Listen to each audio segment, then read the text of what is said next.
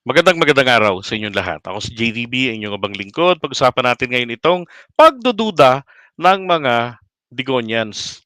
So kanina ho, nagsalita, pinilit nito ni James Kumar na magsalita.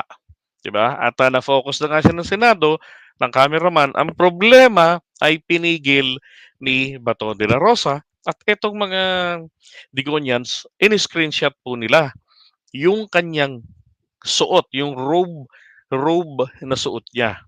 At eto nga po yon. Ito yung texture. Ngayon, sinasabi nila na si James Kumar daw po ay wala sa Makati Medical Center.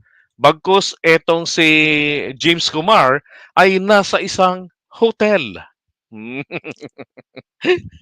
'Di ba? Eh bakit po? 'Di ba ang bilis-bilis lumabas yung ganong klaseng tirada nila kanina.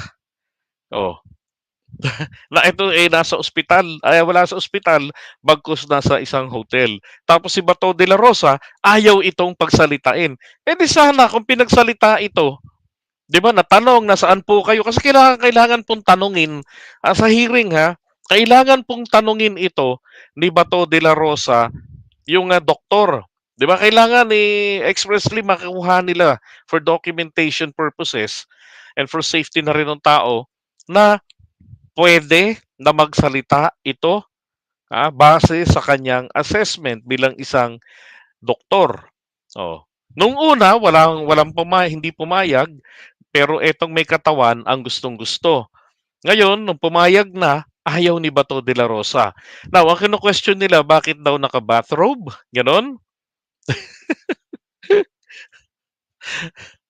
Yung damit, tama ho kayo, yung damit hindi pang hospital. Eh ano ba itong nandito sa may loob? Yang itim na yan, hindi po yan anino. Okay, hindi yan anino, yan damit na yan. Hmm. Parang polo shirt yata yan nung makikita nyo sa video. Hmm. Now, hinanap pa nila yung presyo nitong Comfort Hotel bathrobe waffle na nagkakahalaga po ng 1,096 pesos. Di ba? Pwedeng hulugan, 376 up to 3 months ang bayaran. Okay. So, dahil dito daw ay wala raw po si Kumar sa Makati Medical Center. Eh paano kung ihampas sa kanila ng Makati Medical Center na nandoon ang presensya ni Kumar? 'Di ba? Oh.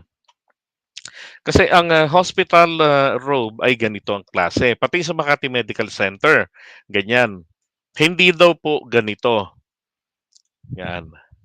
Oh, ito yung Kipay Kalayan. Oh, bakit gano'n kapareho nung kapareho nung kay Kumar. Oh, ano 'yan kay Kalayan 'yan, kila Dr. Pay Kalayan. Hmm, 'di ba? Pareho. Ngayon ganito, kanina ho, kilala niyo naman po siguro. No, pwede niyo i-confirm ito sa ibang mga merong mga background po sa medical. Kanina tinanong ko before tayo mag-live stream, I asked one of the vloggers na registered nurse. Wala hong iba kung hindi ito pong si RJ Angeles RN. Yan yung pangalan ng kanyang YouTube account, RJ Angeles, no, ARJAY Angeles RN. Siya po ay isang registered nurse. So, tinanong ko siya kanina. Ang sabi niya sa akin, kasi sinabi ko pinagdududahan. Ang sabi niya sa akin, kapag ka mga VI, depende raw yan sa health condition ng tao. Kapag ka yung tao, eh, ano daw, um, hindi naman daw po kailangan na surgery. Okay? Hindi kailangan i-surgery. Kasi kapag kailangan i-surgery, it is a must na naka-hospital gown. Okay? Pero kung yung hindi naman ganun ka tapos VIP yung tao, kilalang tao, kilala malinis yung hygiene niya, okay naman. So hindi daw po nire-require, pwede kang magsuot ng sarili mong dalang damit. Okay? Diyan sa mga hospitals. tinanong ko kanina yan, etong si RJ. Hmm. Sabi ko, ba kailangan ba talaga lahat naka-hospital gown? 'Di ba? So, pupuwede naman daw ho na magdala ka ng sarili mo.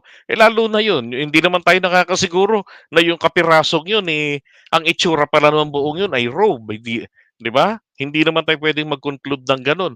Bumase lamang itong mga Digonians doon sa texture ng tela, oh. Wala silang maisip na ano,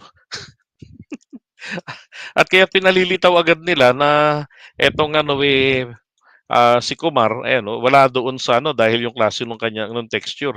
Actually, iba pa nga itsura, eh, kung titignan niyo rito, eh.